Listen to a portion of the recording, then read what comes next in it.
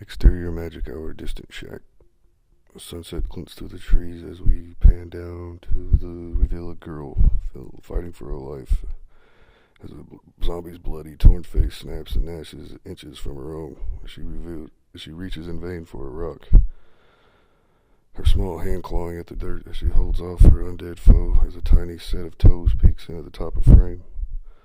Blur sandy blonde hair and pink quickly closes the gap between the desperate hand and the object of its obsession as it clutches the rock. The girl's face in a silent expression of thanks and surprise, and from her point of view we reveal an even smaller girl in a dirty pink nightgown expressing a look of fear and panic. Back to the hand as it raises and comes down hard on the skull of the zombie multiple times until its movement stops, and the girl scrambles out from under the heap of death and takes the child by the hand. As they race towards the shack in the distance, a herd of dead, rotting corpses pursue them. The pair trip to show that the herd is closing in. The pair trip. Bird's eye view shot show them scramble as the herd closes in. Our heroines barely escaping death by running away and burst through the shack's door. Interior shack. The girl slamming the door shut as the herd surrounds the shack as the girls struggle to barricade the door. As the older girl, Nevaeh, piles chairs and dressers, the small girl, Kira, puts small boxes and papers and books in her innocent but futile effort to secure the barricade. The older girl's efforts seem to be satisfactory as she notices the smaller girl. She smiles and signals her to come take her by the hand.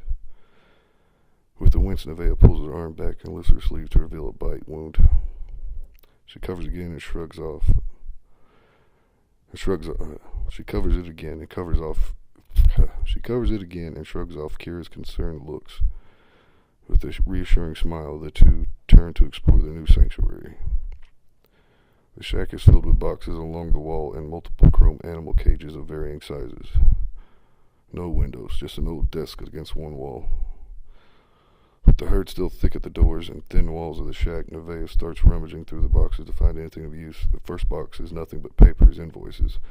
Nothing, she tosses it to the floor. The second is squeaky toys. She squeaks one and Kira jumps and smiles awkwardly, as if she's never saw one before. The older girl hands her the box and shusses her gently.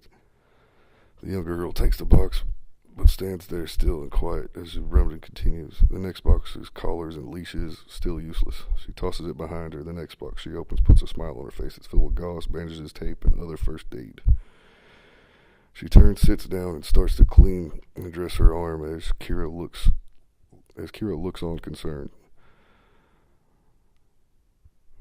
Like she's seen that before. Nevaeh smiles slightly at Kira, who is now playing with a few squeaky toys on the carpet. As Nevaeh continues her search, she finds blankets in the next box. She tosses one at Kira, and it completely engulfs her as they giggle. The next box is paper, and so is the next, as Kira runs up beside her and selects the next box and hands it to Nevaeh. The girl's face lights up like a Christmas light, and brown blur fills the air as spins to spill the contents on the floor. As the small carpet fills with bags of candy bar.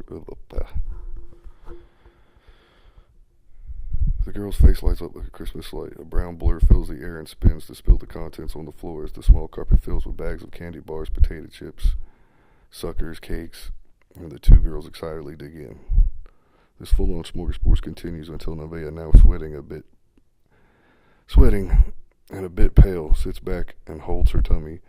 Kira's smile fades and Nevaeh stands up and starts to break the animal cages one by one, grabs the boxes of leashes and uses them to lash the cage parts together.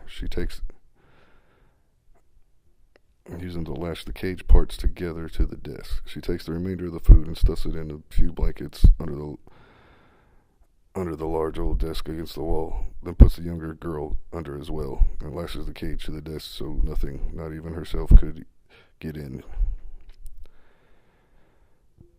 The girl's health fades quickly as the two clap fingers through the bars and through the bars as best they can until Nevaeh's life slips out of her eyes and Kira cries. Now stuck in a cage, she cries and struggles, wanting to hug her friend.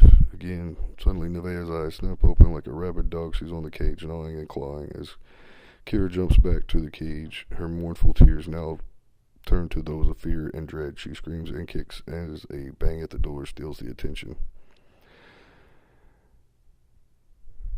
Kicking at her once trust protected, the girl still cries and screams, trapped in a cage. Another bang and another as the door gives way to a pile of death pouring through its void. Some scramble forward as Kira cries.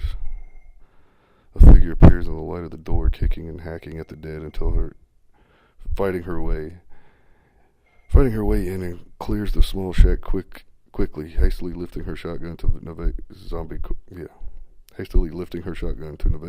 corpse.